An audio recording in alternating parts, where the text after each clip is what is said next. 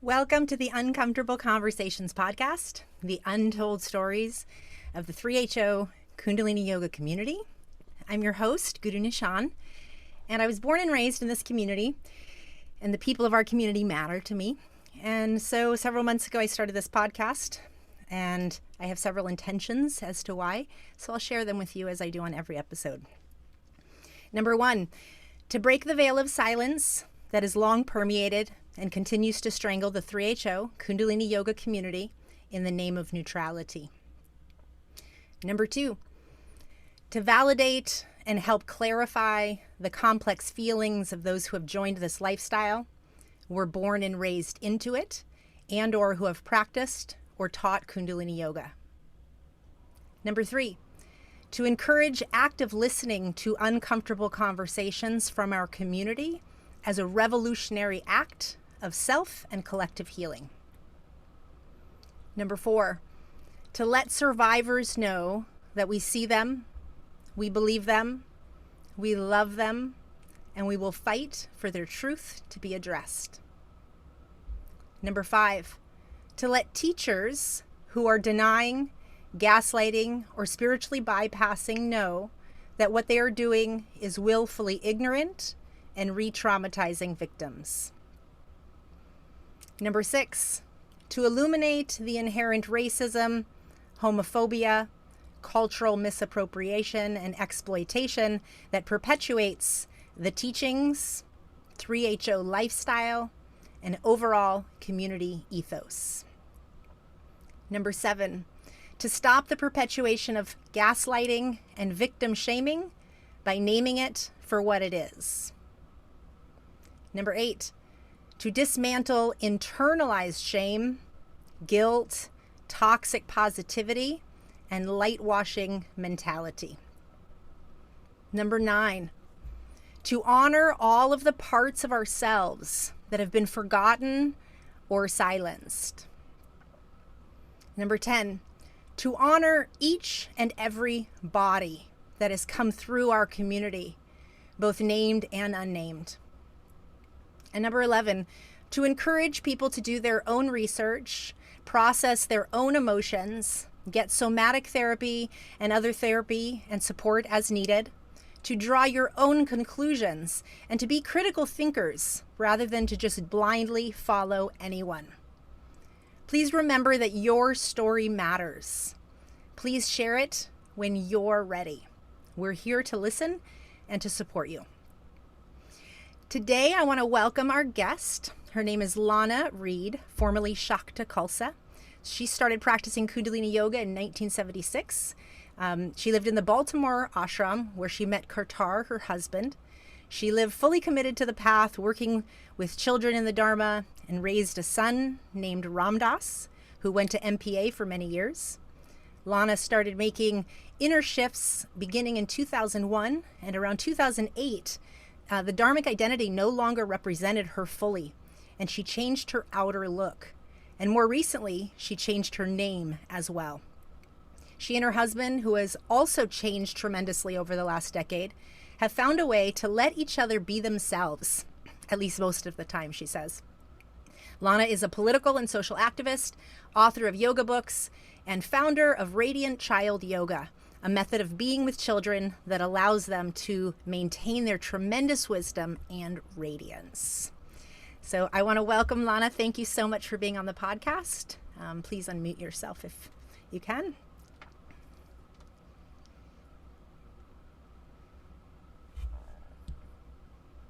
Thank you so much. Can you hear me now? Good. Thank you so much. It was a beautiful introduction, and I so appreciated your 11 or whatever, however many the intentions for this. Really, really important, actually, and good reminders for all of us. Yeah, thank you. Every time I read them, I'm reminded myself. I'm like, oh yeah, these are all really good reasons. They are. And I think the one that I was relating to a lot for my story was about, a- you know, acknowledging ourselves, our full selves, our feelings, our everything that has happened, to honor that. And I have found that by honoring that for myself, it has allowed me to create a relaxation around it, which then has allowed me to move Mm. in according to my guidance in whatever direction um, forward. So that's been a very, very big factor for me. Mm. I think that's Mhm. really beautiful to, to really honor all these parts as you're sharing that come up and may be uncomfortable to reconcile in a moment, but to be able to like soften ourselves and hold them, right? Hold these Yes. desires. And I think your story really is important. I don't know you personally or that Mhm. well, but I know that you've been very vocal and I've witnessed your transformation over the years while your husband stayed very much dharmic, wearing a full turban, and I think that's Mhm. was beautiful. Again, from a distance I was watching that thinking, wow, a relationship really has to have challenging questions as those transformations take place. And whatever that story is, I'm excited for you to share that today. Thank you. I don't know where you want me to start, Well, I want to but start actually yeah, here before going into the story. sure. Why do you feel right now sharing your story is important? I guess because there have been things that I went through because I was changing and growing, and they didn't have as much to do with Yogi Bhajan. They weren't a reaction to Yogi Bhajan. They were more me curiously self-discovery, moving in a direction of self-discovery. But at the same time, there was lots of things that we all are going through now with all these revelations of Yogi Bhajan. There were many things, even at that time, that were pieces that I had to deal with and I had to work through. So maybe by me sharing my story, it might be helpful to some others. Also, felt like the way that I looked at leaving this path that I never thought I would leave. I thought forever I would just be in this path. Was that I would take all the best things of it and I would then leave the rest of the things. And that has really served me well. I felt like, what if Kartar can be himself and I can be myself? Wouldn't that be learning unconditional love? That would be something that I would want to learn. And so I felt excited about that instead of fearful about it. I mean, sometimes, of course, it hasn't worked out that way. Many times there's been times when I'm like, oh gee, he doesn't even believe in these things anymore, why does he have to do this, but we've had very clear, good conversations, and I just allowed him to express. For example, one time, I just, out of pure, not out of negativity, I just remember we were lying in bed together and I just said, can you just tell me why, even knowing what you know, why you feel is important to not cut your hair or to wear the turban? And he just really thought about it and he just was very honest. He said, I'm just comfortable as I am. I'm just comfortable. I don't feel the urge like you do to make these changes, but I honor that you feel this way. And in fact, he has said to me many times that I was the impetus for him to grow and Mm. to change and become who he is now, is very, very different person from who he was and I was, 20, 30 years ago. So Mm-hmm. Mm-hmm. I I think think you're that's one of the most important things. Yeah. I think you're just touching on a very rich topic around like what does Hmm. it mean to be in lifelong relationship, right? Quote, and Yeah. then to realize that your desire of how you show up in the world may change, um, and it wasn't until just this year when or 2020 when everything got revealed about Yogi Bhajan and the abuse that you got more definitive around, no, I need to change my name, I don't want, like you cut your Yes. hair, you stopped wearing a turban, you were doing outside things, and you and your husband were reconciling the fact that he was still very much enjoying showing Yeah. up with that identity and you weren't, and can your relationship hold that? Right. And then this year a little more shifting took place, like, no, I need to shed my name. And yet he It was definitely more than that. And I don't know if we want to go into that now or what. I don't mind talking about it, but I just the wanted to only, highlight it for listeners, yeah. really, Okay. really, so that as you're listening to this, that people get a lens on the growth and where you've been kind of shedding levels of your identity of this Yeah. outward 3HO persona that we got given. And then Yeah. that's been a choice over the last 2000, right, from 2001. And then Right. now new changes, and your change started changing your relationship. And then he got to start asking questions about himself. That's what I'm hearing. And I think Oh, that's yes. just a Yes. beautiful point to make, that Yeah. that's what this journey offers. When we ask Yes. different questions, when we listen to Right. uncomfortable stories, when we are willing to see a different lens, we Yeah. change. Yes. We grow. That's right. Yeah. And even for me, when I notice my irritation with him, oh, why does he have to put, he doesn't even wear Bana anytime around the house, but then why does he have to put Bana on for teaching? You know, and then I have to, I either can do one of two things. I can either grouse to him, which he doesn't like and doesn't go anywhere, or I can go like question that. Like I like what Byron Katie says, I don't let go of beliefs, I question them, and then they let go of me. That has Oh, been a very important concept for me. And it was that like, oh, why do I care if he does that? What's it to me? Am I just so insecure that I need him to be like me? Can I just let him be him and me be me? So these are like the questionings that would happen. mm. I Yeah. very much process like you. Like I'll say, Mhm. is that really true? What Yeah, if that were not true? You know, exactly. is this bringing up judgment for me to examine myself? What part of my Yeah. identity isn't okay with that being true for him? So you're Yes, and exactly. That's that the kind of way that I process too. I think I'm sort of like a geek that way. But right there with you. So I just really wanted to highlight that so that listeners got to really see and pierce into the lens that it Mhm. wasn't just opened up for you. This has been an ongoing Mm. conversation, and the revelations of the extent of the abuse and the sadistic level of abuse has then brought a new level of seeing. And so Yes. now Yeah. let's go back. Start us in Okay. how you found I'll Kundalini start. Yoga. I'll start in the beginning. Yeah.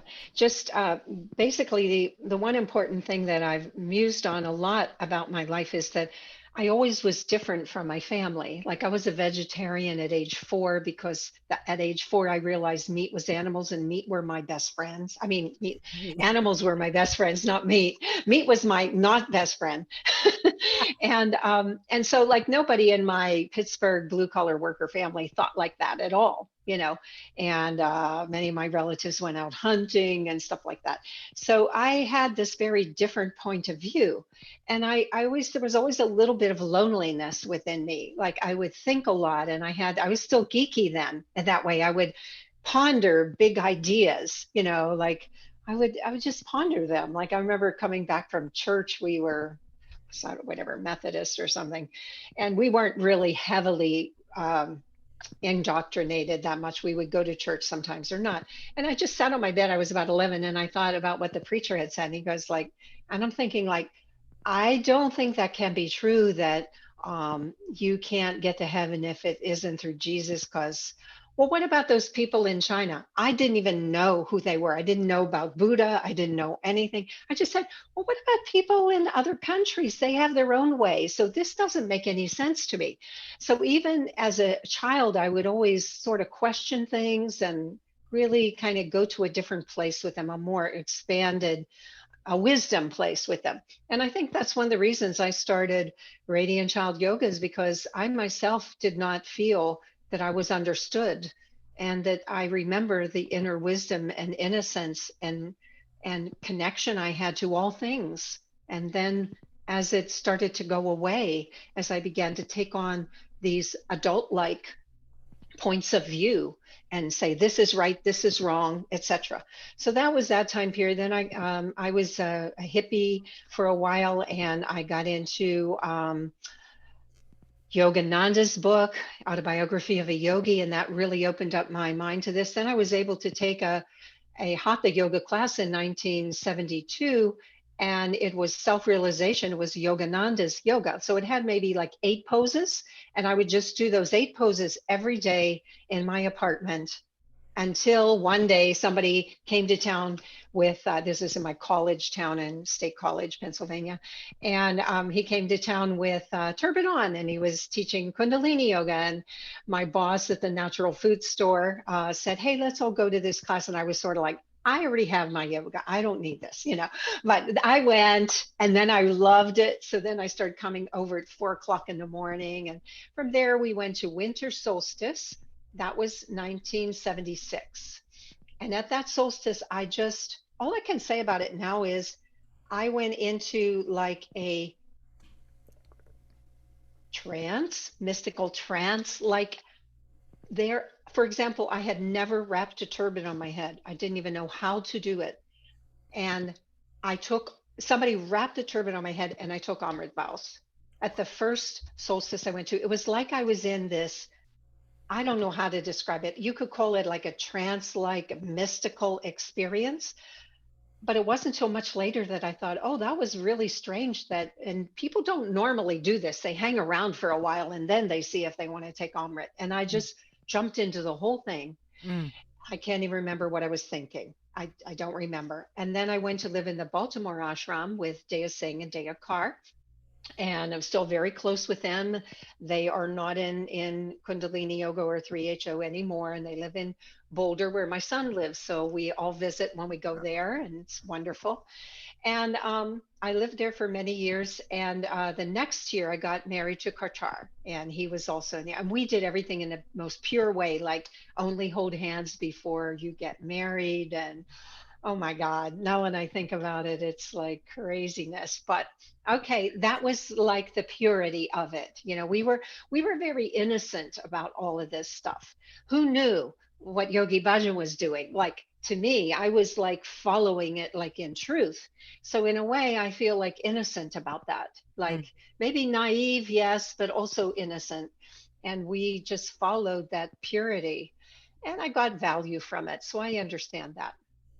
So let's say some years have passed. I started working with children a lot. I was known in 3HO as like the lady who plays the music and does songs and yoga with kids. I was doing that for so many decades.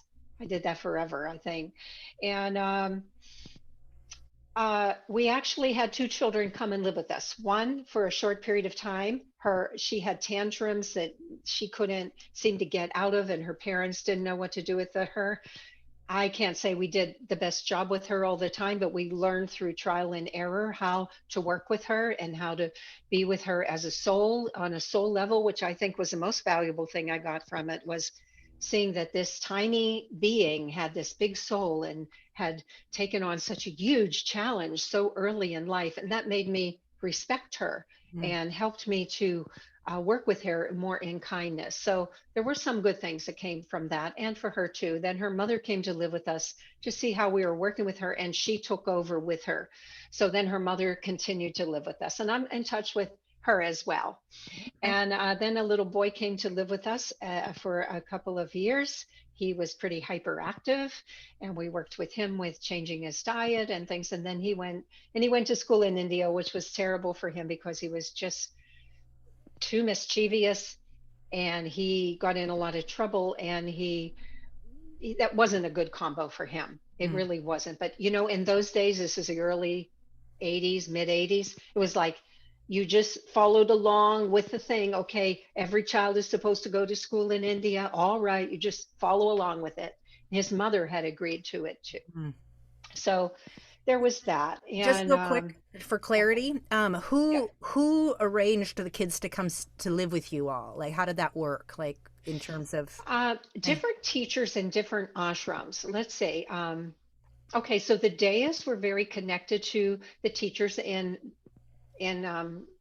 Philadelphia, and it was their daughter, and they, for some reason, they understood that Kartar and I were good with kids. Maybe we had worked at children's camp. My husband actually organized children's camp at Solstice for decades. Okay. And so we're both really are very child oriented, and we didn't have children. And so I think our teachers arranged that. I was so new in the path, I don't even know how things worked. I had no idea that as soon as I moved in that ashram, everybody was looking at me and matching me up with Kartar. I had no idea. I was so naive. I didn't, I always felt like maybe I'm never going to get married. I don't even think I want to get married. I was kind of like that, you know. So that was that. And then for the little boy, his mother was a yoga student. I don't know if she was a Sikh in New York City, and she was lived in Harlem, and he was African American. She was too. And their teachers were Sachivan Singh and Kaur, and they had called up, they were friends with Dayasee, all the teachers, the heads of the ashram all talked together, and then they made the arrangements about everything. Got And it. Kartar and I were like second in charge of the Baltimore Ashram. So it's just the way it was. It was this big hierarchy all the Mm. time, Mm. So the And teachers of Dyasankar married you two, like, or arranged you two. well, it was like we liked each other and they gave us a little kick in the butt. Okay. Okay. No, it gives us a Because good we picture. we're both purists, we're both Virgos. So Okay. purist, take things so seriously, etc. And that So makes sense. yeah, So ashram heads are yeah, talking and arranging things, but from your exactly. perspective, it was all just happening and for the greater Yeah, good. If it was being told to do, it was like, yes. yeah. I was very naive about things and how they came about for quite a long time. And then I started to branch out, and instead of working at the Golden Temple Natural Food Restaurant and store in Baltimore, I started my own Montessori school. I took Montessori training, and our little school was right next to the Golden Temple Natural Food Store and Cafe with the Kundalini Yoga Center right on top. So all through the 80s, that was what I did. I was a Montessori teacher, ages 3 to 6, and a lot of my students ended up being the children of our yoga students and our customers and people who wanted something really connected and authentic and spiritual for their kids. Not spiritual in a sense of like religious, but more like just working with the children in a conscious way. Mm-hmm. So I had that school for a number of years. And then during that time period, I started to interact more with people out in the world. See, before this, it's like very cloistered, and I'm sure lots of them are, very cloistered. Like we all worked at the Golden Temple. That was our space. And people who came in were our customers. So we were always like the top dog because it was our thing. And we were like the experts, etc. But we Mm-hmm. weren't interacting with people like just on an equal basis, right? On a human level. On a human level, right? But when I had my school, that started change. I had an assistant. She was wonderful, and she was like, just, we call them regular people. She was like a regular person. Yeah. Interesting. I know, it's crazy to think of it now. And then I interacted with the parents and started to really see, like, we're all just human beings here. We're all just doing our thing. We're all just learning and growing. So that was sort of the beginning for me of thinking differently and getting outside of that mindset, like we're here to save the world, kind of where Khalsa will rule. Oh man, did I hate that. Calls That the rule song the world, right? that song just grated my nerves so badly. I thought, like, I cannot handle this. But still, I didn't do anything about it. I just went along with things. But then I would say by the end of the 80s, a friend of mine had introduced me to a channel teacher named Bashar. And I started listening to Bashar and Abraham things. They're both channel teachers, and they both say similar things about um, energy and vibration, which is something that I was always the most into. Like I was not, and with reflecting back, I didn't get into this 3HO Sikh Dharma path because I needed a community. I did not get into it because I needed a religion.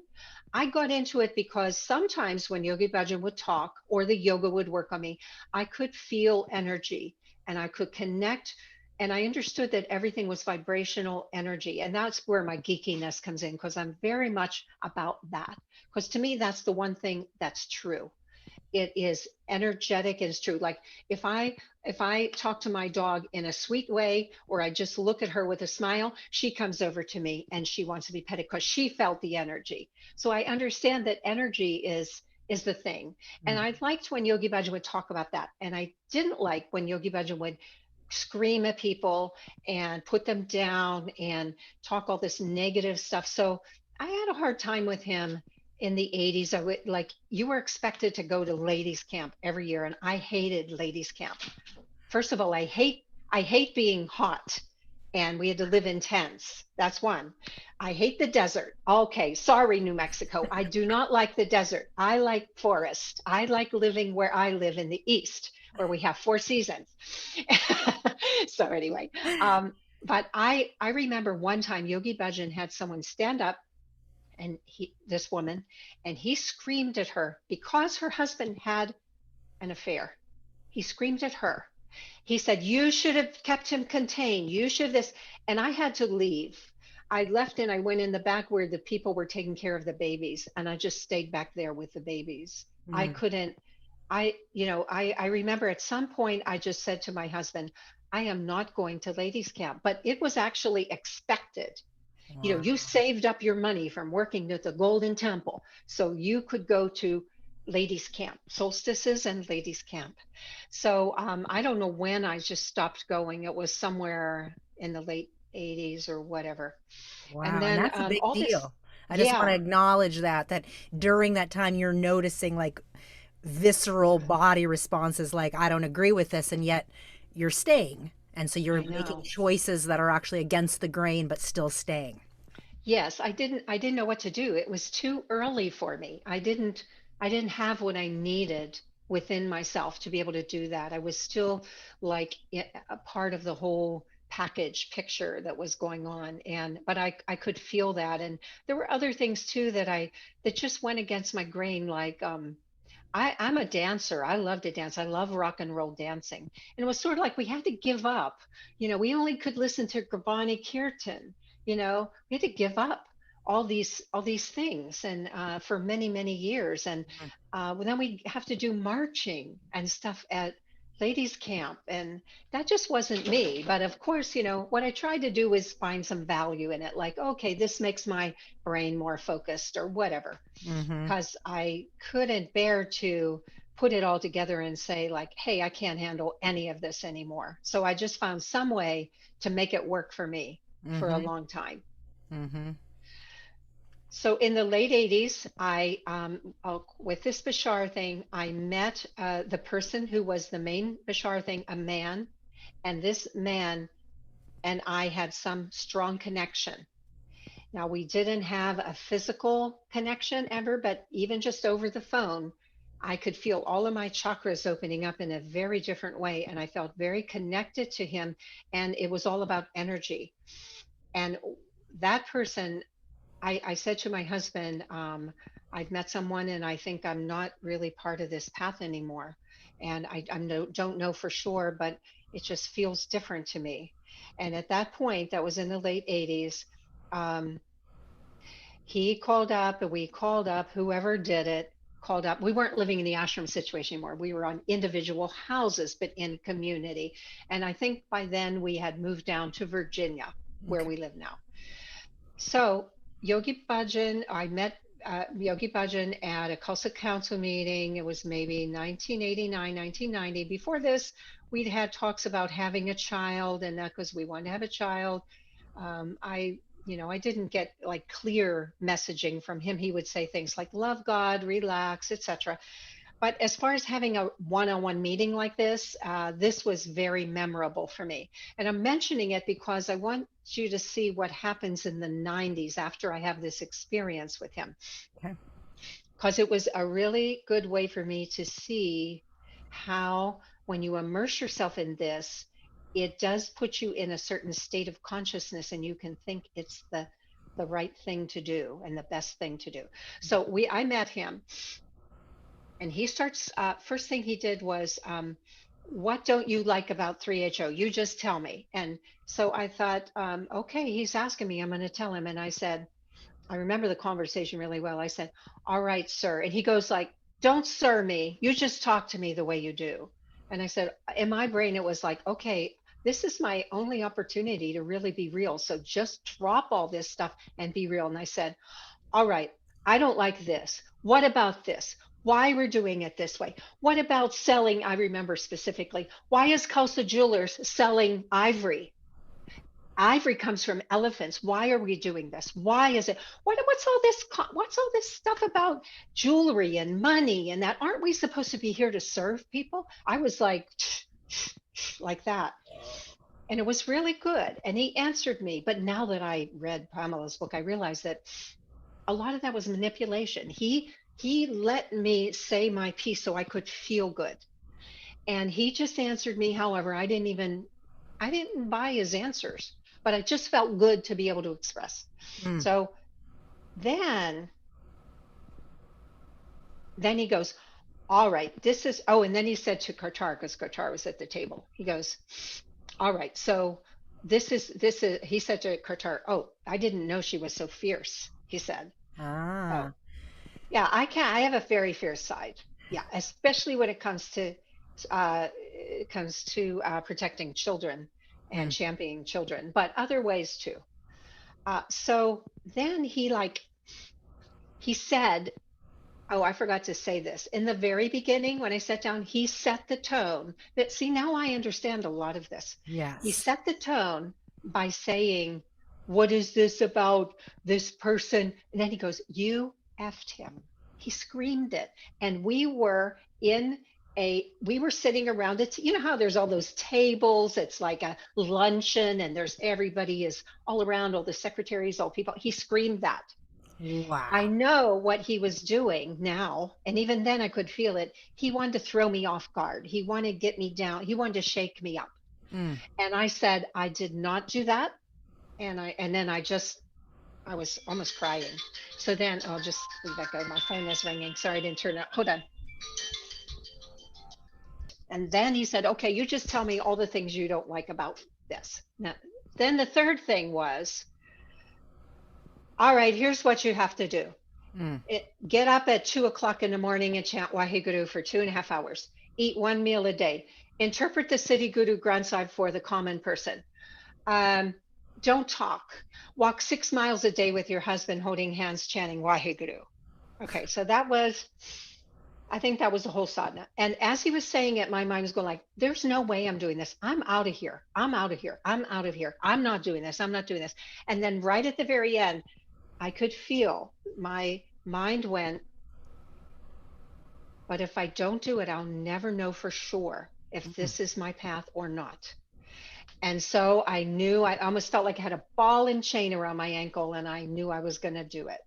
Wow. And I remember walking with my husband holding hands, Waheguru. I just felt really like I was in prison. I'm like, Waheguru. It was so hard. But as time went on, I did this for a year, 2 years.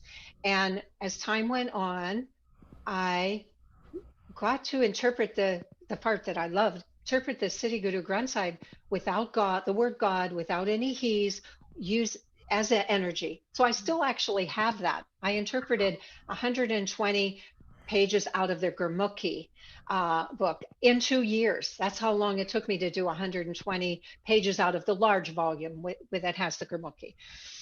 So anyway, that was really special. And But also very intense. I want to pause here for a very second. Just go intense. back because you're doing a combination for us. You're giving the reflection notes and Yeah. you're kind of Yeah. experience True. of it, which is fine, but Yeah. that's why I want to highlight it. What was the premise of that meeting? You go to your husband after the Bashar call and then Yeah. you express, and then does somebody set up that because you're questioning the Dharma? Oh yeah. Okay. It was my husband Okay. who did that, because by that time we were not living in the ashram situation, and I don't even know for sure. The Deyas lived next door to us, but then we moved to Virginia, Okay. and I don't think anybody else was involved with that. I don't think Kartar went and talked with anyone. I believe he just made the arrangement for us to meet. And I wrote a letter, I forgot to say this, to Yogi Bhajan, and I said, this is where I'm at, and this is what I'm going to do. And then at the very end, I wrote something, because Kartar said, he read the letter and he said, you're not leaving any space at all for this to even be able to work out. You're saying, this is what I'm going to do. This is where I'm at, da, da, da. And I listened to him and I said, okay. And I wrote at the bottom, I said, I understand that some of this stuff I might not be perceiving the whole picture. I understand that. And Mm. I sent this letter to him. And that's when we had the meeting Okay. at a winter, right after a winter solstice at the Khalsa Council meetings. So everybody was around at tables, and I had to just go through a lot of embarrassment, my pride, everything, Well, and I think you're contexting it really well. Like here, it's Mhm. towards the end of the 80s. There's obviously been some stuff that's happened in different ashrams. So you're Yeah. starting to get a feeling, and that's why you sharing what took place in that meeting. He started with a you're effing so and so, when really Yes. this Yeah. situation made you start to question things, and now he's setting up a precedent of moving you Yes. back in the direction that he And wants you he to did. go. That's exactly what he was doing. Yeah. And I took the bait because I wanted to know for sure. Yep. And so what happened was that I did this for like 2 years. Okay. And then, or maybe a year and a half. I cannot even remember. It all very hazy. But then I met him at a ladies' camp, and of course Narinjan, his secretary, said, "Shakta is still doing this, and was there any ending time for this, or is it just like ongoing?"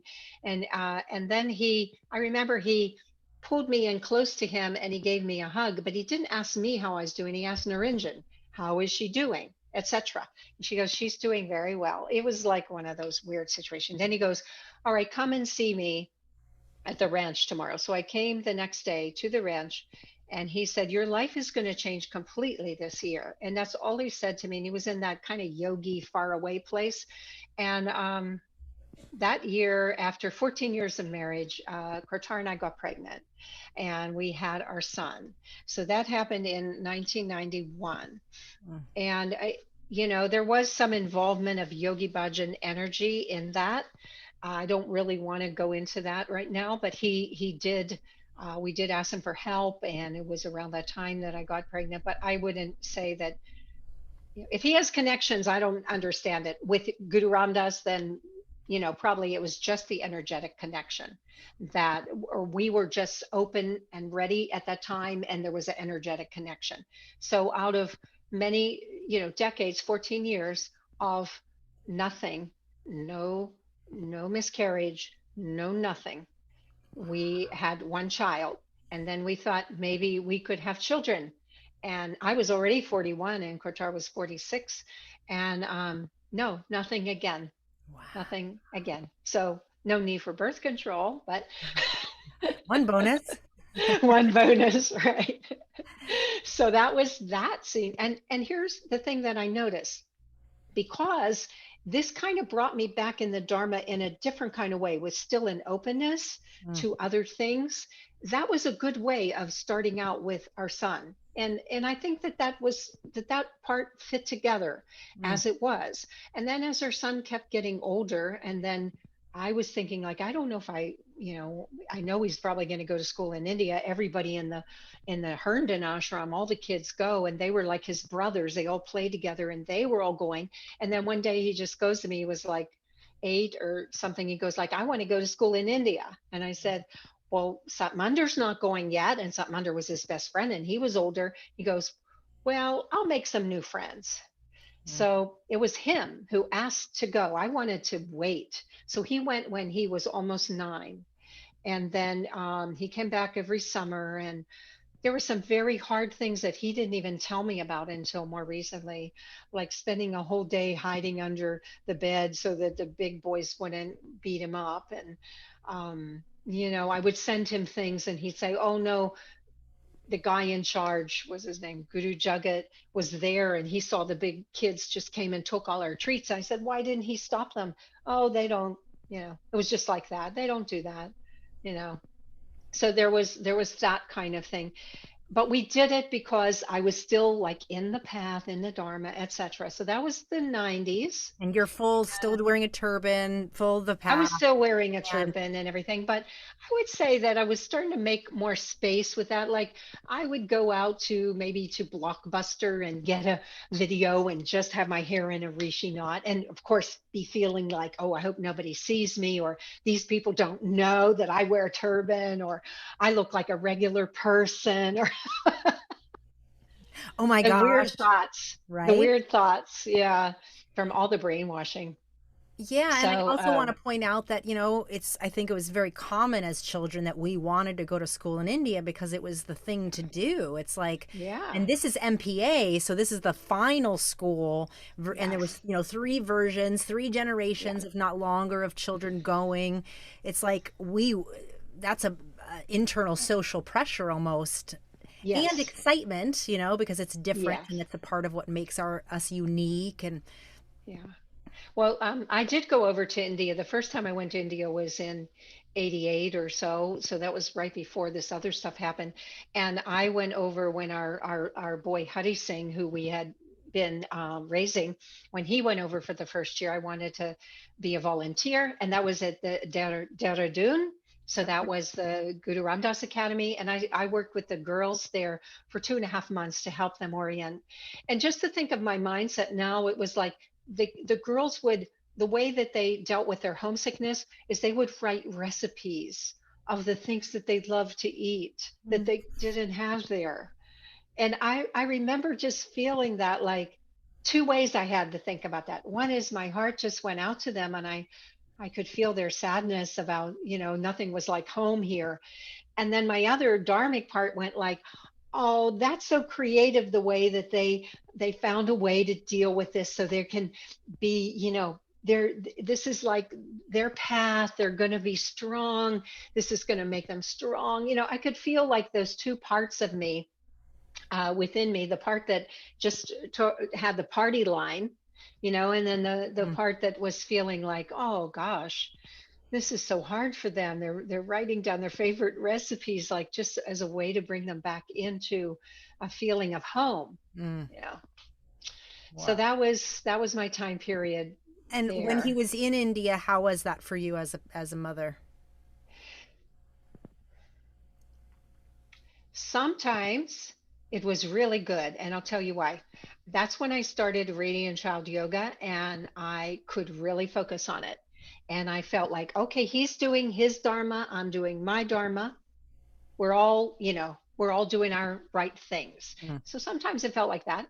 Sometimes I really missed him. I was glad he came home in the summers.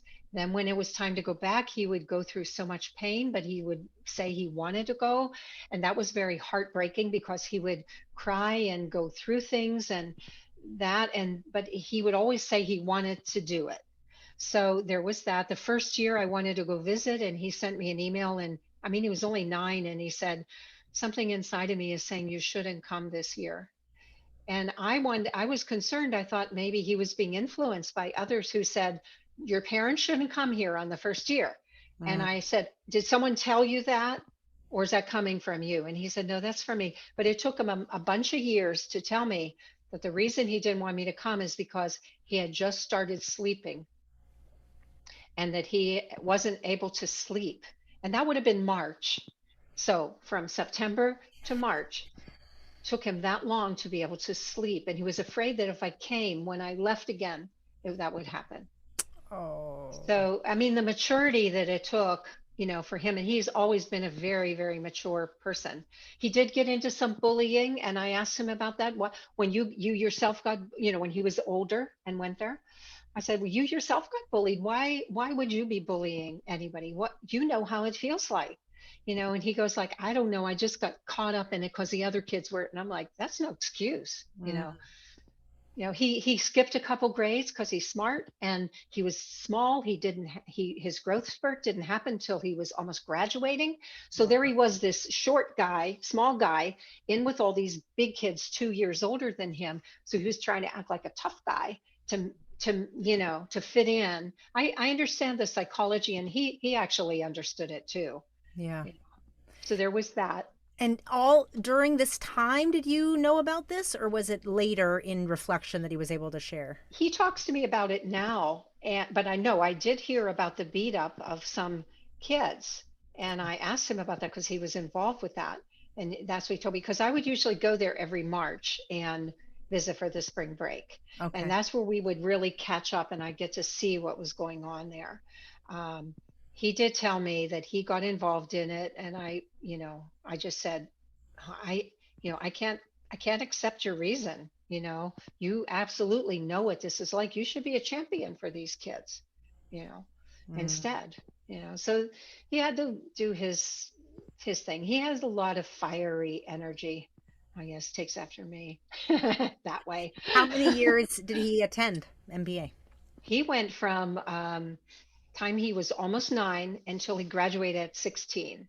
Okay, long But time. there was a remarkable thing that happened on the year before he graduated. We were out in New Mexico at the graduation for the year before his, and I was there, and he was with his good friend Raj Paul.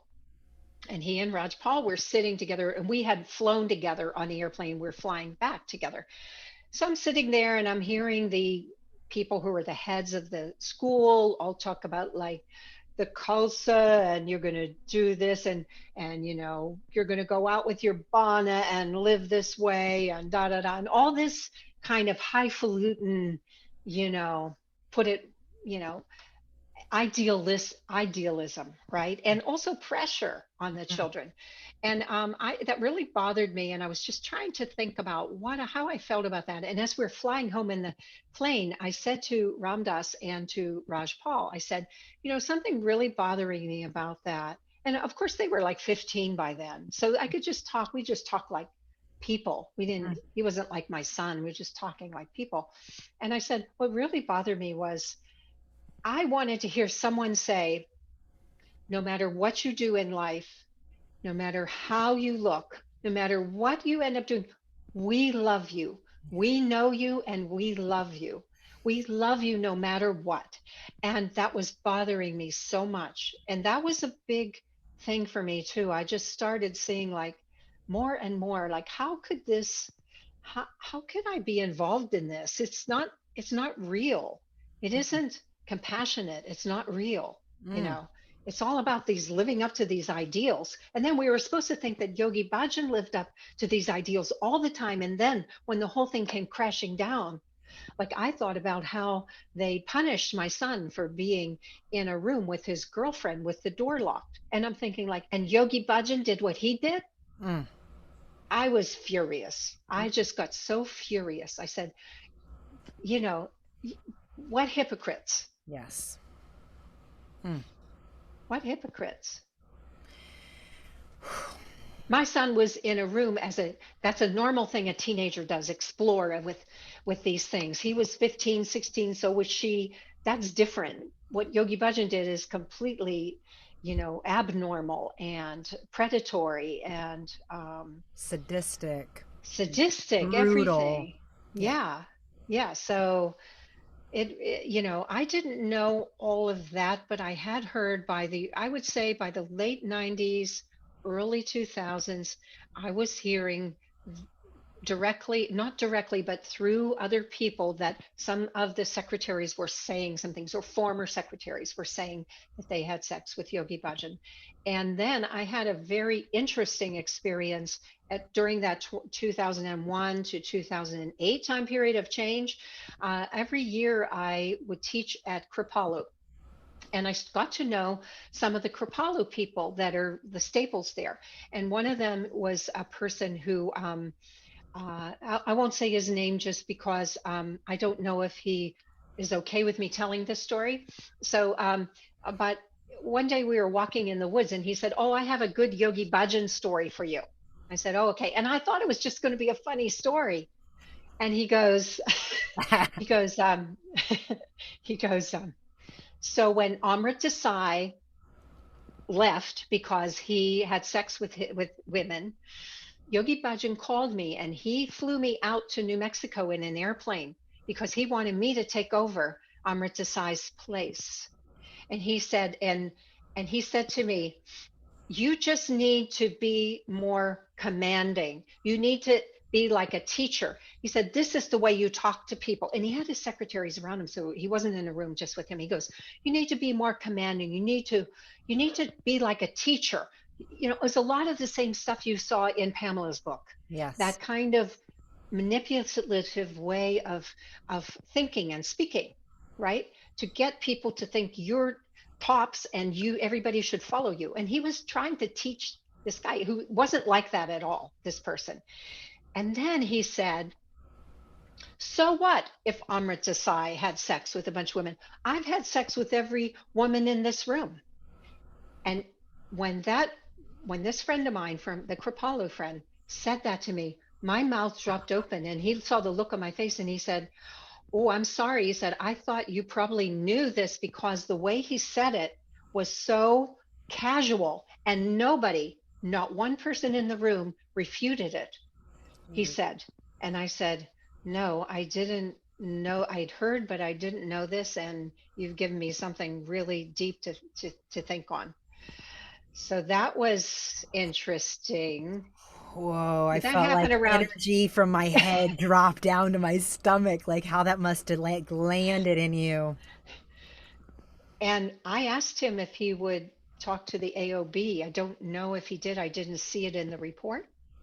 But what was so important about that was he wasn't in 3HO. He told me this so innocently. He didn't know Nonchalant. anything. Yeah, he's Nonchalant. nonchalantly sharing a He Yogi Bhajan story with you because you're kind of exactly. on the fringe. You're very much in, Yeah. and yet you're also very open-minded Yeah. and conversing externally with your radiant child work. Yeah. So that was Interesting. just something. Now you hadn't So cut your there hair or stopped wearing your turban yet, or no, okay, so that way no, you were but still very I much will in tell the you. path. Yeah. Yeah, I will tell you how that happened, and I don't know how much time we have. My stories are so long. I think you're doing Sorry. great. You're moving Okay. forward, and you're also painting a very beautiful picture in lens, Okay. so it's helpful. Well, I think the important story now is how did all of this, how did all this change and transformation happen? So that same person who came about in 1988 or whatever, he emailed me in 2001, and I saw it. The Bashar channel. Yes, Okay. yes. He wasn't a channel guy. He was just someone who was a major part of that teacher, whatever. Okay. He's not a teacher, guided channel, right? He emailed me, and I saw the email and I freaked out, and I was like, I'm not going to answer that. I don't want to bring out that can of worms. This was about 2001. But then this other part of me, because I've been growing and changing and looking at life as a discovery more, like discovering who I am, what I'm about, what is this? What is life? Because it's always been a lifelong quest for me. So I said, no, if this is here, it's here for a reason, and I'm going to find out that reason. Mm. And I emailed him back, and then we started conversing, and that whole energy started coming up again. And this time, though, he said to me, look, this doesn't have integrity. He wasn't married, but this does not have integrity unless the only way it's integrated is if your husband knows and is involved in this. So I talked with Kartar, and then it was like I started to realize that it wasn't meant for me to be with. This took about a year, though. It wasn't meant for me to be with this other person, but he and I, on some level, some soul level or whatever, we accelerated each other's paths. But Mm. to think of being with this person, it didn't even make sense to me. I wasn't connected to his lifestyle. I didn't think that that would really work. First of all, I'm like a really I'm a fanatic vegan, vegetarian. Okay. I know that about myself. I have this very strong connection to animals, and it's like cannibalism to me. So, like, would I want to live with a person who eats meat? No, I wouldn't. So that was just a part of who I am. Sure. And I start to realize, with the help of some guides, that we just came together. Maybe it was an agreement to accelerate each other, but we weren't really meant to be together. And Sure. the person that I felt the real strong love with was my husband, was Kartar. And so it took a little bit of time for that to get to there, maybe a whole year, where I wasn't sure. I thought maybe I was meant to completely leave this, but it did help me start experimenting with different things. I would say the biggest teachers for me were, like I said, Baron Katie was very, very helpful. Krishnamurti, he's just about really seeing what your mind is doing at every moment. The Eckhart Tolle work, the Power of Now. The biggest one that helped me the most was a book that was meant for Satnam Rasayan, which is a Kundalini practice. But when I used it, I never wanted to do healing on someone. I wanted to use it to just be present to my own sensation. And so I asked Subhag Singh, who wrote the book, it's called Anatomy of Miracles. I asked him if I could make a recording of that. And I just recorded it so I could hear my own voice do the practices. And that's what I use often as my daily meditation. It's present moment awareness so that I can come into a place where I just, without thought, just notice sensation. And then I notice how thought comes in and wants to make it into something, wants to make a story around it. Yeah. But it's just a sensation. It's not good or bad. It just is. Yeah. And as I went deeper and deeper into that for a number of years, I started to understand energy and how it works. And what I understood was when I allow, there is a rising feeling. And then after the allowing and accepting of whatever it is, like as though God is in the moment. If God's in the moment, then the moment is God. So right now is, if I want to call it God, I don't use that word, but it means something to people. So then in that sense, there's an allowing, and out of that allowing arises an intention, and that intention is my, like my guidance, and it tells me like, oh, open up that door, or let's turn off this light, or let's pet the dog, or now I'm going to write this thing, you know. And then then I feel like, okay, now the intention gets too strong, I'm feeling tense, all right, allowing is just like, it's okay, this is how I feel in this moment, it's okay. I would say it's okay is probably the mantra that I came out of after that 8-year period, because I needed it from my childhood where nothing I did was right. I was always being, um, being criticized, never met. And then all those many decades of the Dharma where there were so many rules.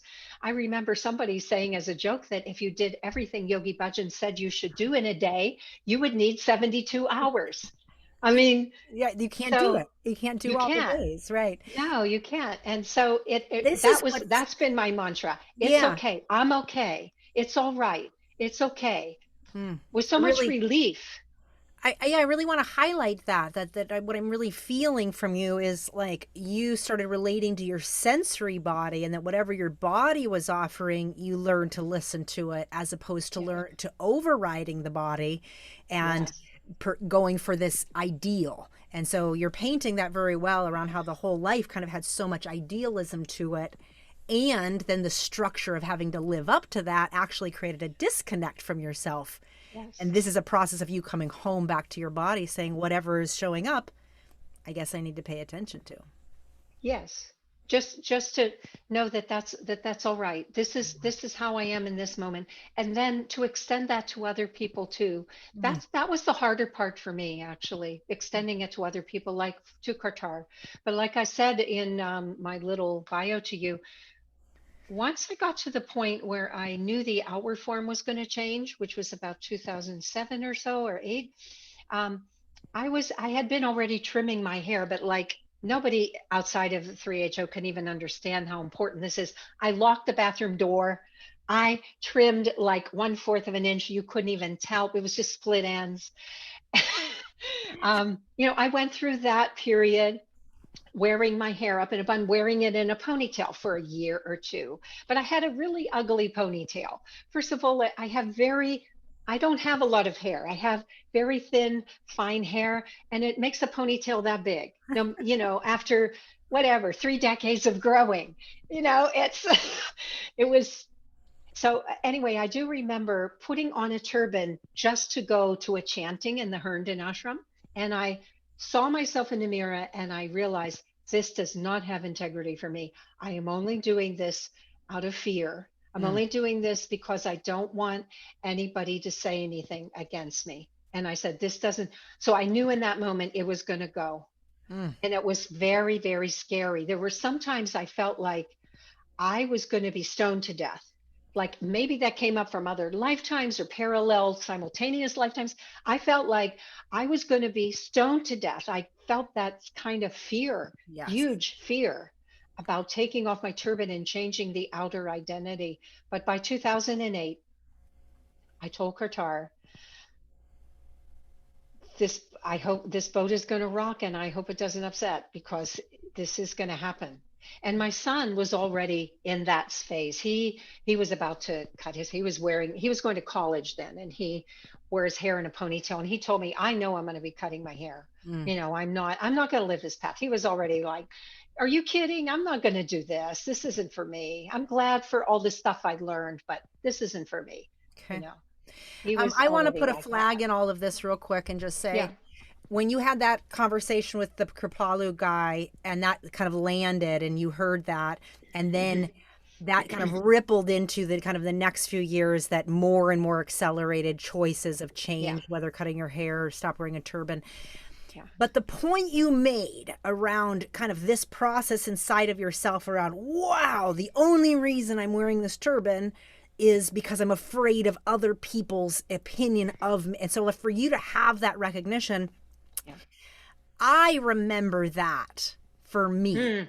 in cutting my hair for the first time. And I remember because I process similar to you in terms of noticing what's happening in my body and the amount of fear that came up for me around it. All I knew was, I don't know if this is the worst thing I'll ever do, but I know having this much fear around not doing something can't be good. And Yes. it was like detangling. And that's what I just heard you say was, you know, when fear is the only impetus that keeps us in something, where we have to be in our resonance of saying, is this really my soul, or is this me trying to fit into a peg that isn't my space? Yes. Because by that point, I had had some epiphanies, and the epiphanies showed me that who I truly am, nothing can really happen to it. I actually had this realization that I don't need anything, I don't want anything, and nothing can really ever happen to me. I knew my true self. And I can say that I don't know it every single moment, but it's abiding with me. And I had these epiphanies. And when I was putting the turban on, it was like that true self was going like, oh, look what you're doing. Why? Oh, you're doing, oh, I see why you're doing this. You know, oh, okay, you're doing this for other people because you think they won't like you. And then, you know, maybe in a parallel simultaneous lifetime, you got stoned to death because you feel this panic like that. And I would alternate between elation and panic, Mm. elation and panic. That was a number of years of that, Well, elation and panic. what I want to point out in this exact statement is how you said maybe this is something from my past life, and that's why I have such a vitriol or visceral response, Yeah. or why this is processing. I agree. I've had these types of things where I thought, well, maybe this is just what my soul's working out. And that's why I want to point it out, because the more we learn about indoctrination and we learn about social control, or what it means to be in the grips of being trained into patterns of behavior versus feeling our own sensory body and saying, is this right for me? And realizing anybody who really loves us is going to feel our resonance and want us to be happy. But that's not the culture that we had in 3HO. And that's why I'm pointing it Yes. out. We had the culture that said, if you're not feeling the essence of the greatness of this path, there's something wrong with you. Reconcile that with your soul. Yes. And that itself, I think, is toxic, because that's not support, right? That's not Yes. allowing us to blossom into the fullness of what our soul calls us to do or be or have or want. So I'm Yes. pointing that out because you do what I do. You take it on, like, maybe that's just my own soul's thing. And me, and I'm not saying that's bad for either one of us. But the more we share our stories, we realize, wow, maybe that's a part of the narrative that caught us from really prevented us from being critical thinkers, to feel our own body, to kind of keep escaping out and reaching for a high versus Yes. grounding Right. down and saying, hey, this isn't right for me. And I might have to face a lot of ostracization here. And historically, there was a lot of public ostracization. So that wasn't just out of nowhere that you were No, for afraid. sure. We saw public stoning verbally. Yes, yes, we did. And people who left the Dharma were like they were dead. That's right. It wasn't until the 90s there started to be a little more space, and then the new year, but that I went to solstice with Kartar, went to summer solstice, and I went without a turban. Had you cut And your I hair did, yet? yes, I Okay. had. Wow. Tell us. And I remember it because I did it on purpose. I said, I know I'm strong enough for this, and I want to do this. And I wanted to do it because I felt like he and I found a way, and I didn't talk much about this, but he's an amazing person. He went in his cave, he went silent for a number of months, and then he came out and he goes, "All right, I'm ready." He didn't discuss it with me, nothing. He went, "All right, I'm ready." And Mm. then we went somewhere where they showed different haircuts, and he goes, "So which one do you want? Yours to look like." And I knew he was saying, "Okay, I'm fine. I'm fine with this." And he was changing too. So I Wow. went to that solstice, and what I remembered the most was it was very hard for me to be around anything, including Sikh Dharma.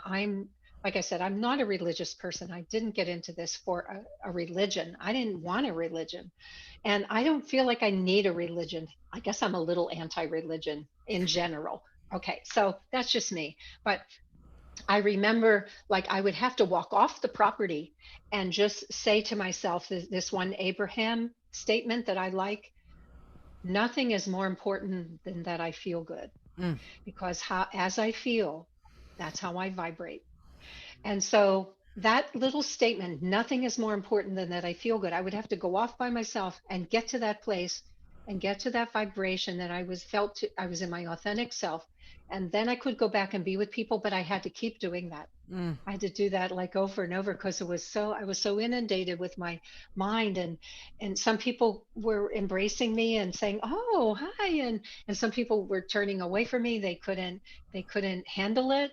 But I saw that it was their inability to handle it. I could see that. Mm. And so I didn't feel bad for myself. I felt like their inability to handle it. Every once in a while, I get a little bit angry because I would say that's more my MO is rather than get sad or depressed, I get angry. Mm. So I could feel myself sometimes getting angry, but most of the time, I was just I see they can't handle it. Sure. You know, it's okay. I think that it's okay really, really helped me and still does. It's okay brings me a lot of relief. Mm-hmm. I felt like really, those 10 years or whatever that was, I was moving through a lot of trauma, Mm. and the trauma of those 30 years of being in 3HO. And really, the thing for me, and I don't know if it's going to help other people who watch this, but for me, the thing was settle into myself, be present, and be okay with wherever I am. If I don't like a feeling, it's there. So it's God in the moment. It's there. Just put a vibrational hug around it, and then it melts and turns into something else because nothing stays the same. It's Mm. always in a fluctuation. So Well, and also because you're meeting without judgment and you're meeting it in love and support and saying, yes, whatever this is, I welcome you. I'm willing to notice. I'm willing to feel the discomfort of this. yes, And that softens it, right? yes, So I can really yes. appreciate that process you're Yeah, sharing. I wanted to just see if I forgot anything I had wanted to Yeah, I want to say, bring but us to so you and Kartar are going through these changes. You've chosen, you've gone to solstice, you cut your hair, yeah, and kind of going into the atmosphere of it purposefully to kind of feel into, okay, I remember that too, like going back into community. You could feel who was automatically yeah, judging you just because you had yeah, cut your hair and chosen something else versus those that compassionately still loved you no matter what choices you made. And yes. they were palpably different in my Hmm. experience. And I think that some people just they were sad that I wasn't like part of the group anymore. I could feel their sadness too, but Hmm. I just want to meet people as people now. I didn't want to meet them as with that whole stigma attached, like we're part of the crowd, we're part of the group. How about we just meet as human beings? How about if we just see that? And that's another thing that I found happened for me without the turban, because I just want to talk for a minute about what difference I felt between the two. Please. So I was teaching Radiant Child Yoga all around the world, and a lot of people were hosting me that weren't part of Kundalini Yoga. And I think that I know for sure that that impressed me. That helped me see like people as people. Like I'm staying with this couple, they don't know anything about Kundalini Yoga 3HO, and it was like refreshing. We could just meet as people. And so there was that going on. And then what I noticed was that when I just had hair instead of a turban, that I felt softer, and I felt people met me softer, and it's hard for me to describe, a little more yin. It was a little more yin. I felt softer. I felt more like we could easily be one, and it felt softer. And when I had the turban, it felt very uplifted, but it all went up, up, up, and it was kind of yang. It was like a strong yang feeling, which made me be a little more like, I don't want to say that everybody feels this, that Sure. wears turbans, just me, but I felt a little separate. I felt a little separate. I felt a little bit like I had a path and that person maybe didn't. And I knew what it was, and I knew who I was. And so when I didn't wear the turban, and when I got my hair cut, which for me was like layered. First of all, I was going to be a hairdresser. I have a talent for that. I used to do all my mom's friends when I was a teenager. So I knew that this long, lanky, skinny ponytail just wasn't me, because I have wavy hair and it's fine, and it looks better when it's layered. And it's just been getting shorter and shorter, which I am fine with. And even my husband likes it. He says, I like your hair really short. You know? So that's good. He doesn't have any of those leftover feelings either. I love Um, that. but I think that for him, it's okay. He doesn't have the same recognition of the turban. Uh, he has a different MO than I do. And he teaches Kundalini Yoga. So I just want to mention something about that, because when all this came out about Yogi Bhajan, and when I read Pamela's book, the first thing I felt was really, really disoriented. Like inside, I felt like jumbled up and disoriented. But I felt this one clarity, which was, I know this is true because I recognized the manipulation, and I saw it all along, but I didn't know how to name it. And she named it so well. Mm. The way he talked to people, the way he would say things like, what can I say? The guru said to do this. It's not me. Just that manipulative way he had, and he Yeah. would speak. I recognized it immediately. And then I thought, well, this is a paradox. This guy has given all these good teachings. They seem very helpful. They've helped me all these years, but he's this awful person. But that was before I heard the rest of the stories. And Meaning one person, the yeah, other children's abuse and stuff the like that. children. Okay, the children's things. Okay, that's a different category for me.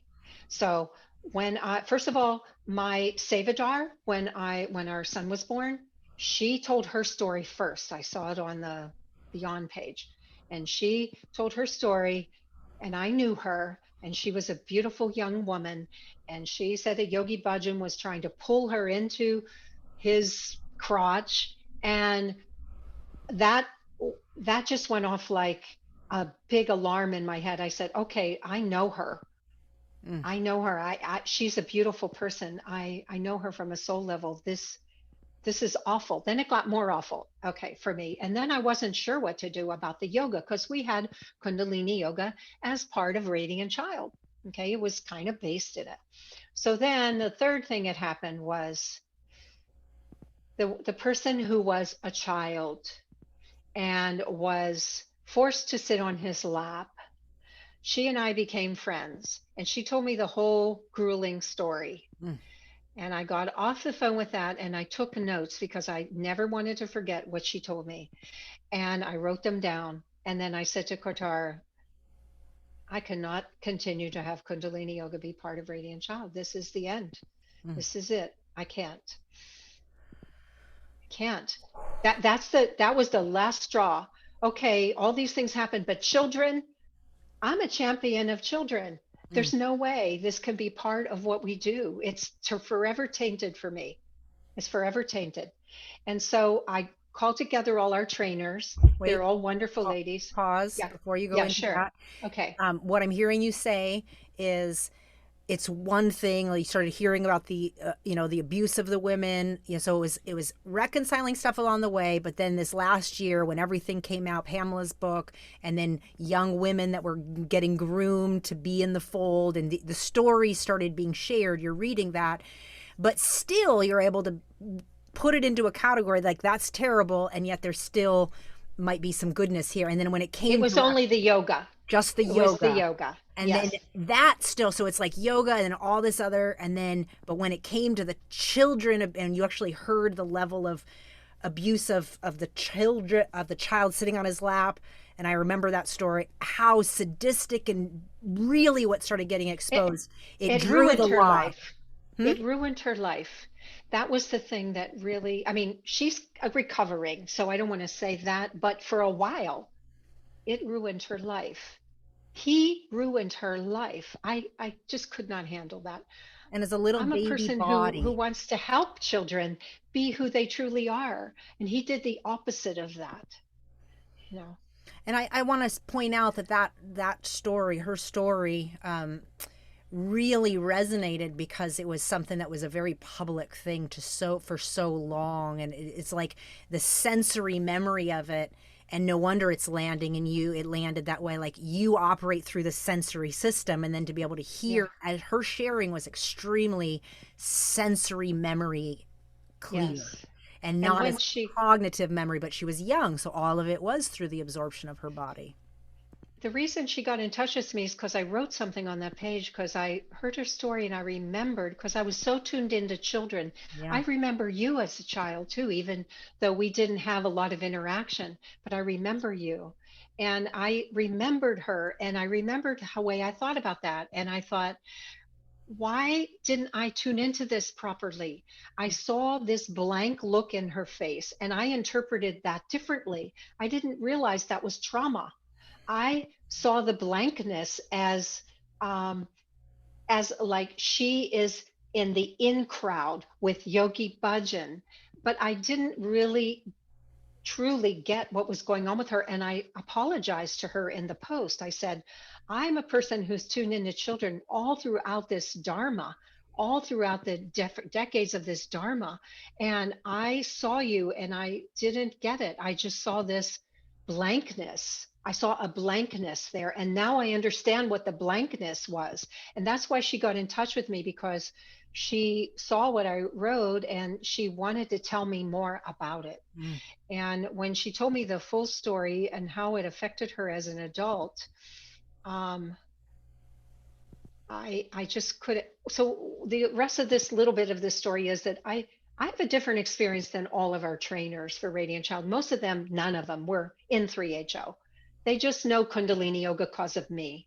Sure. So they, Meaning, Radiant yeah. Child is totally infused with Kundalini Yoga at that time. Yes, Right. and also yeah, and also we have a 200 hour, and it was infused with that too. Okay. So they all learned it, and some of them really loved it. And I didn't want to make this a statement for all of them teaching. So I said to them, I understand that I have a different history than all of you, but I can tell you that after hearing this story, and I told them some of it, I will not be using Kundalini Yoga as part of Radiant Child, and we will move it away out of the manuals.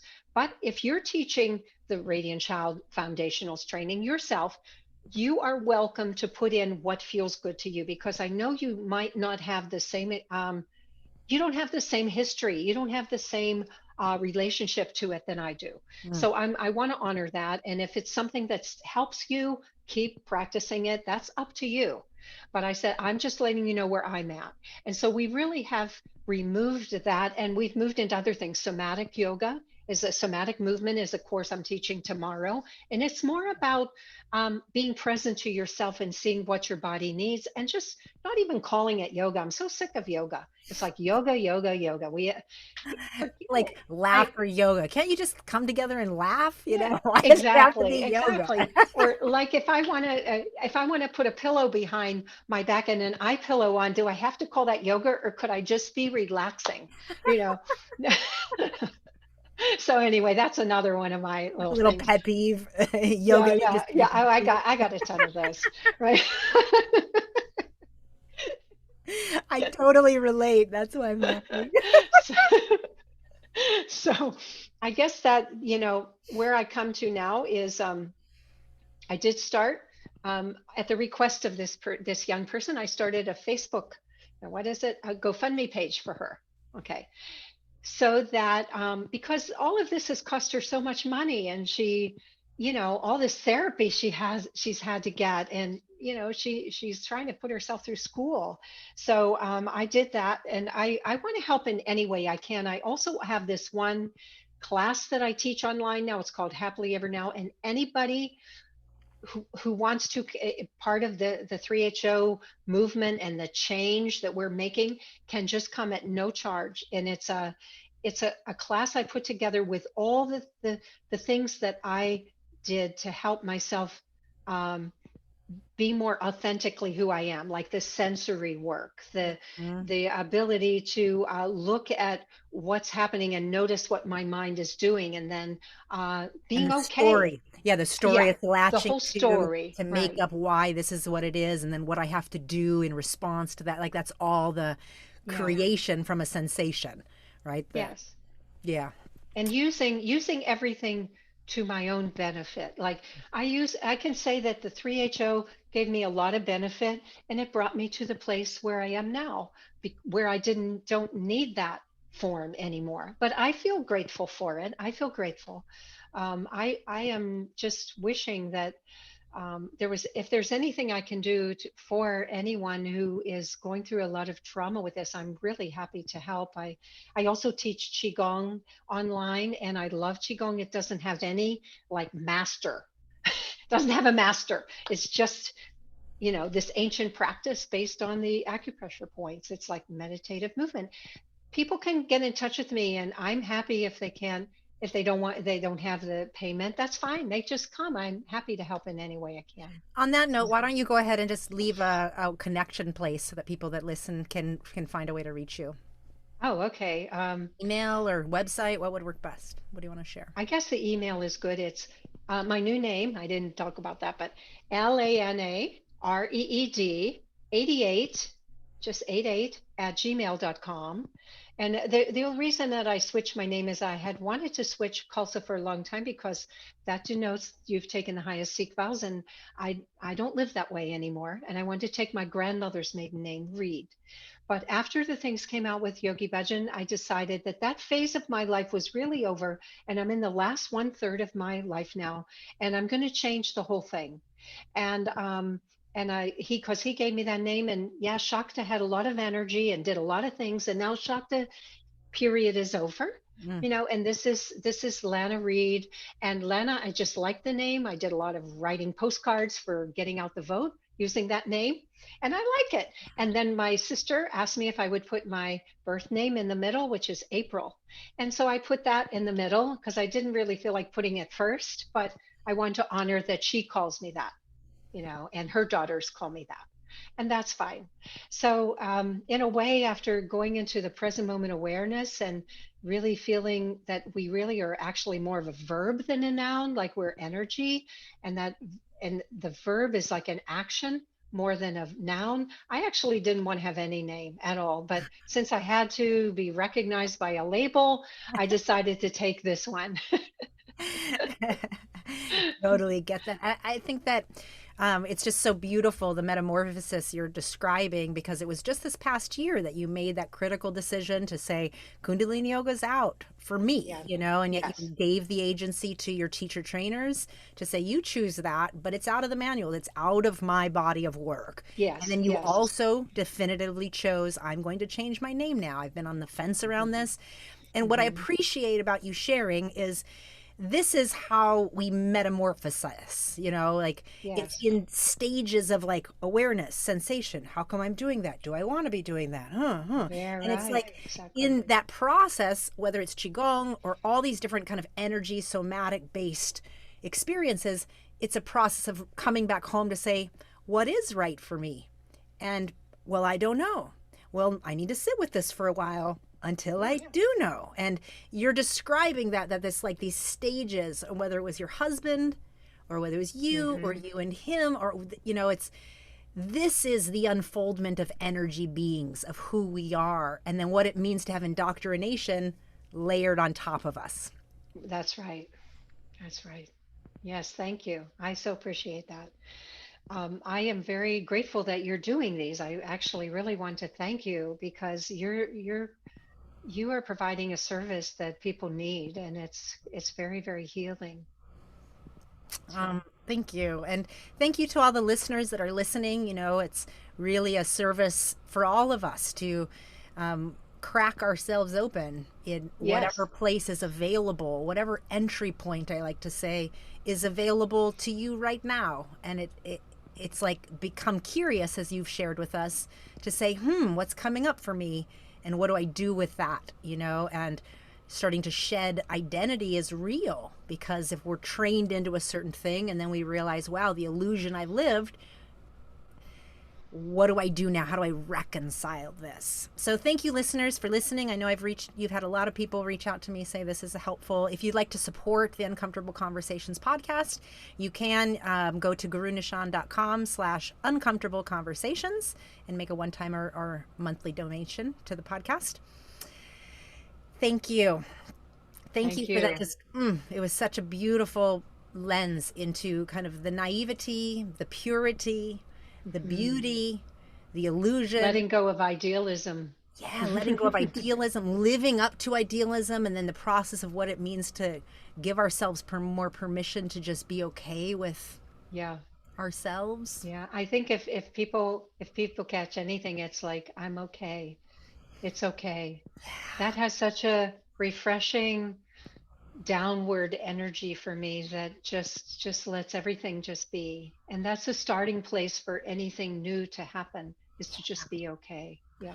And I think that's super relevant for like feeling what we're feeling. If it's sadness or if Yes. it's anger or if it's rage or if it's despair or whatever the sensations of the body offer, to get in more and more space to let ourselves feel that.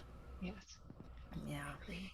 Which in our community, it's a tough one because we were, very much trained to not feel these things and to do Yeah. another meditation or another practice Right. to override. Or keep up, G. Keep up. Big one. So, So that was then, and this is now, and we're learning and growing. And for a long time, my little motto was take the best and leave the rest. But I don't even feel that anymore. I just feel like just be myself, yeah, and let's all just be able to be ourselves. Yeah. so good. Yeah. Is there anything more you want to share or leave listeners with before we go to your Um, song? well, I wonder if I could get this up right away. I did write a poem that really expresses that time period.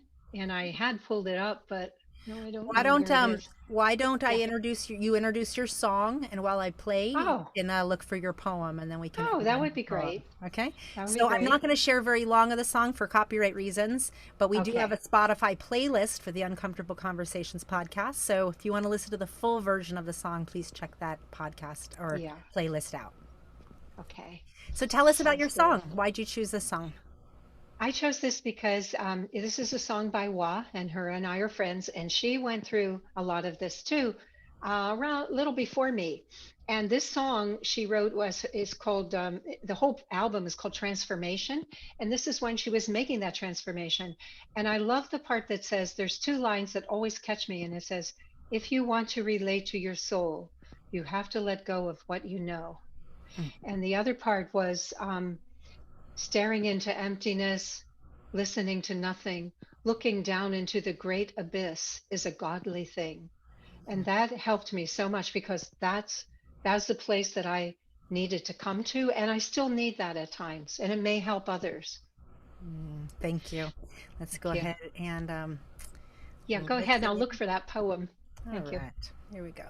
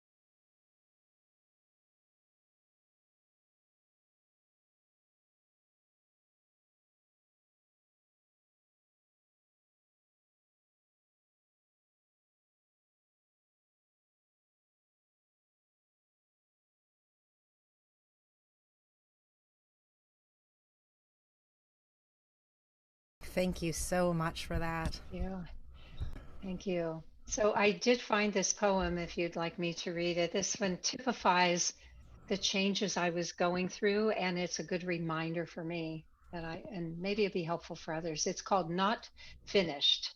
Not Beautiful. Finished.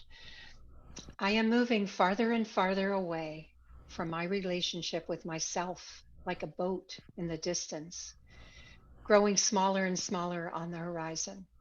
And perhaps I cried when I saw the loved ones up close as they stood on deck, those I prayed for, beseeched the God in heaven for, and hearing the call they came, and I called them mine, my spouse, my child, my spiritual path. And now, so tiny on the horizon, almost a speck against the vast blue gray waves and voluminous white clouds, and me, alternately burdened and elated by this strange, by this strange detachment. Who am I? Not someone, not even something, changing moment to moment. I can play the game and still enjoy it for a while. Then it comes back to freedom, no identity, experience, no mind. That is where I want. That is what I want. That is where I'm headed, shaking up everything, everything in my life. No more the perfect fit life with all the answers. Cannot squeeze myself into it now. Cannot call on guides and gurus for help.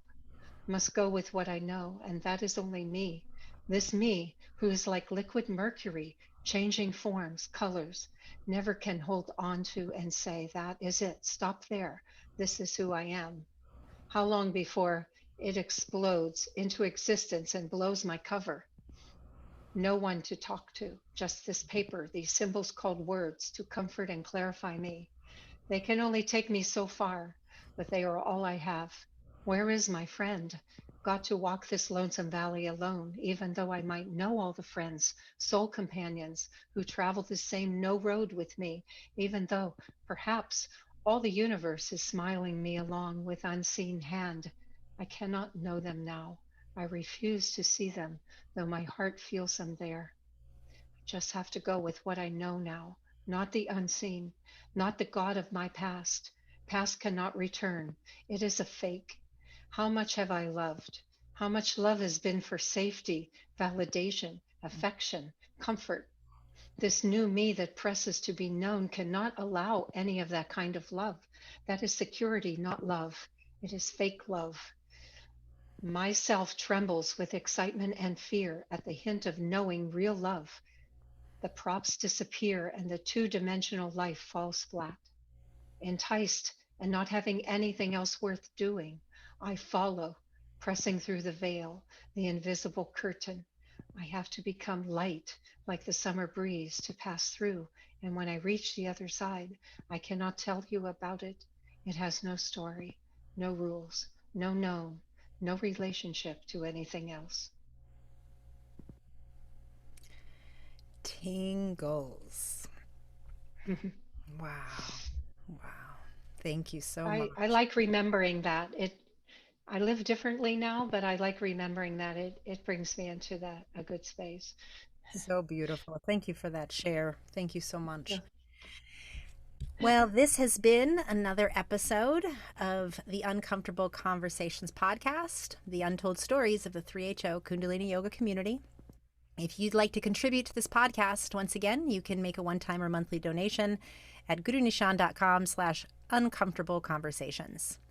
If you'd like to be a guest on our podcast, please give me an email or shoot me a messenger at gn@gurunishan.com. You can also subscribe, follow, and support my work at gurunishan.com. Thanks so much. Please subscribe and support the podcast by giving it a review on whatever podcast platform you're on. And please share it with a friend, spread the word, and let others know that these conversations are taking place. Thank you so much, and we'll talk to you soon.